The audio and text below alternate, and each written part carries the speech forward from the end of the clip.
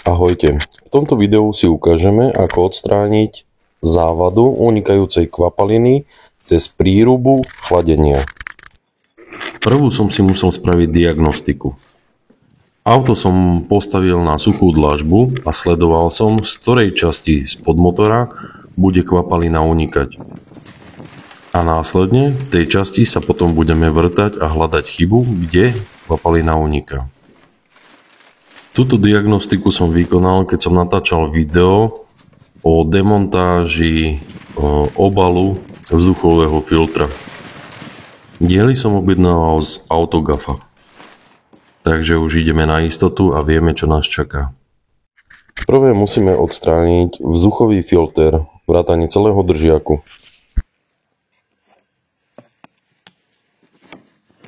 Púzdro filtra drží na jednej skrutke a na dvoch kolíkoch. Podpájame všetko, čo nám vstupuje do tohto púzdra filtra. Uvoľníme konektor váhy vzduchu. Uvoľníme aj sponu vzduchového potrubia. Odpojíme potrubie z osania.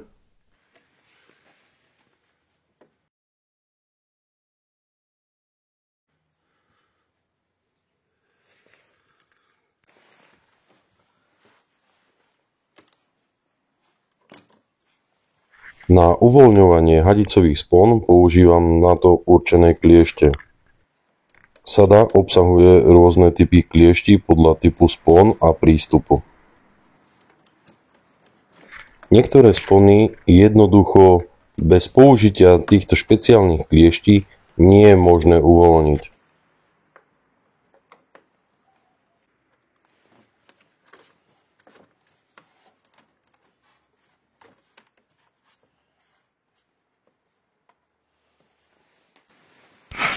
Uvoľníme potrubie sania.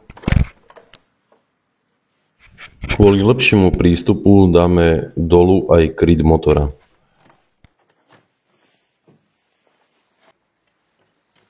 Pri tejto výmene je nutné vypustiť všetku chladiacu kvapalinu zo systému. Preto pod auto vložíme nádobu na to určenú. Uvoľníme hadicu vstupujúcu do chladiča. Cez ňu vypustíme chladiacu kvapalinu.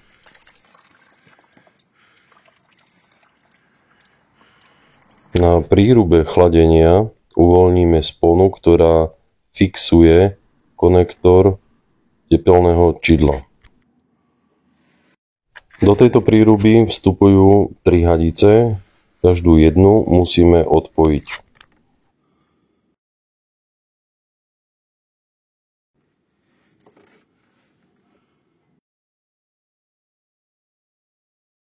Sponu uvoľníme kliešťami a hadicu kývavým pohybom vytiahneme.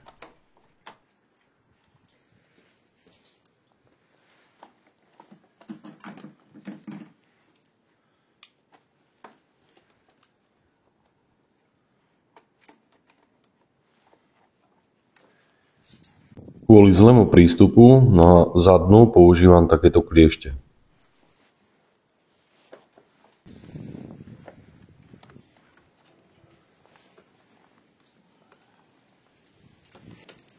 Uvoľníme 2 skrutky, ktoré držia prírubu.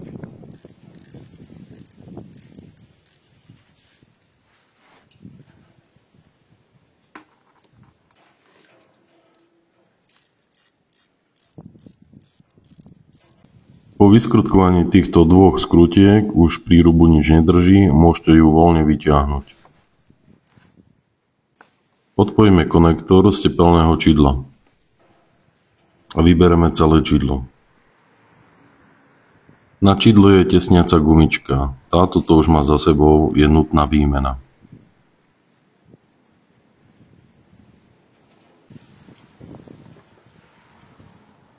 Takto vyzerá príruba, ktorá nám robila problémy a unikala chladiaca kvapalina po podtesnenie. Skontrolujeme, či náhodou príruba nie je prasknutá alebo deformovaná od tepla. Ja dám nakoniec novú prírubu. Pred nahodením nového tesnenia je potrebné čidlo vyčistiť.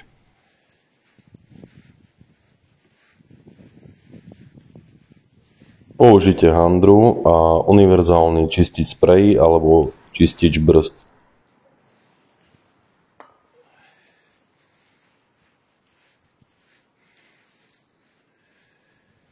Po vyčistení čidla môžeme si natiahnuť gumičku.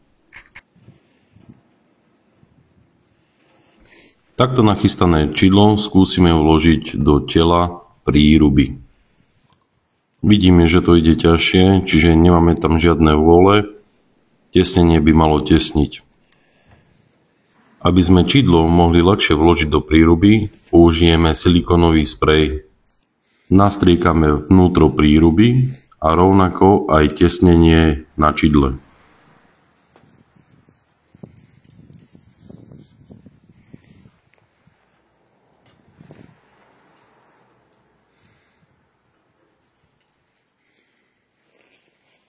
Vloženie nám teraz ide jednoduchšie.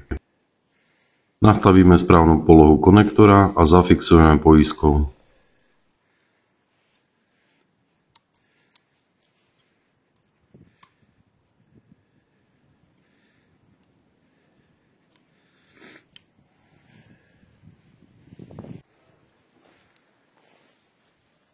Prírubu máme nachystanú na montáž.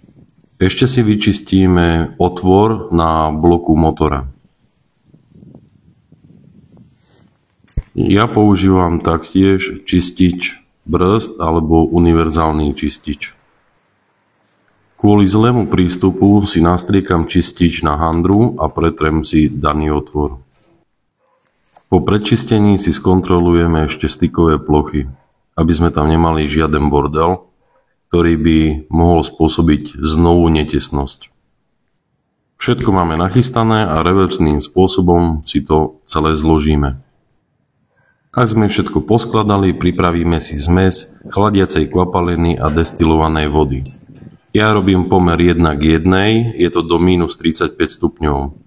Pri ďalšom úniku chladiacej kvapaliny už dolievam len destilovanou vodou. Pripravenú kvapalinu si teraz môžeme naliať do auta. Pri prvom nalievaní si môžete nádobku na chladiacu kvapalinu naliať do plna. Malé odporúčanie na záver. Ak máte nádobku naliatú, ešte chyťte hadicu prívodnú do chladiča a chvíľu s ňou pumpujte. Hladina chladiacej kvapaliny sa vám zníži. Vodu potom dolejte. Doskladajte ostatné chýbajúce veci na motore, naštartujte a nechajte buď na voľnobehu motor zohriať, alebo choďte si ho prebehnúť. Nezabudnite mať so sebou ale ďalšiu kvapalinu, ktorú budete musieť ešte doliať. Auto sa samé ovzdušní. Dúfam, že video vám pomohlo a ušetríte na servise. Ak sa vám video páčilo, dajte like. Ak nechcete premeškať ďalšie videá, dajte odber na tento kanál.